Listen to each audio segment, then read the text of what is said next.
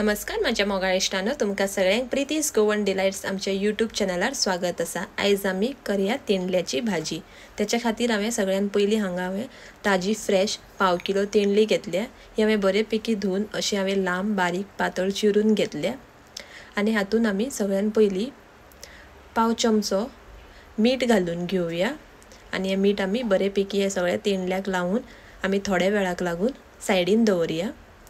उपरांत कायलीन हांव 2 ते 3 चमच तेल घालून घेता।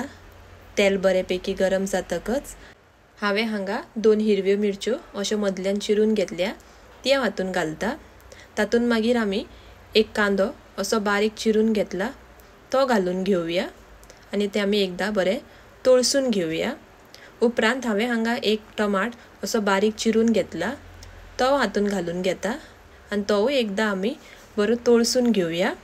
कांदो टमाट बरो पैकी मोव जातकच हातून मागीर आमी 1 चमचो हळदीचो पिठो, 1 चमचो सुके कोथमिरीचो पिठो आनी 1 चमचो सुके मिरसांगेचो पिठो आनी 1 चमचो गरम मसाला घालून घेवया आनी एकदा ते बरे आमी मिक्स करून बरे तळसून घेवया।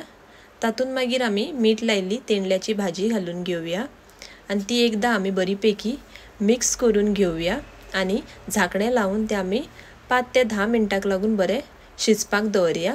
मदीं मदीं आमकां झाकणें काडून चॅक करीत रावपाक जाय। 10 मिनटां उपरांत झाकणें काडून घेवया आनी एकदा ते अशें मिक्स करून घेवया। तातून मागीर हांव 1 ग्लास उदक घालून घेता, परत एकदा ते आमी धवळून घेवया।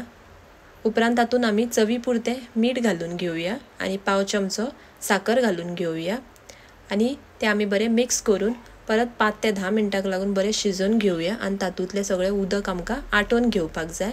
आनी हे पळया अशा पद्दतीन आमची ही तेंडल्याची भाजी खावपाक तयार आसा। ही खावपाक खूब म्हटल्यार खूब रुचीक लागता।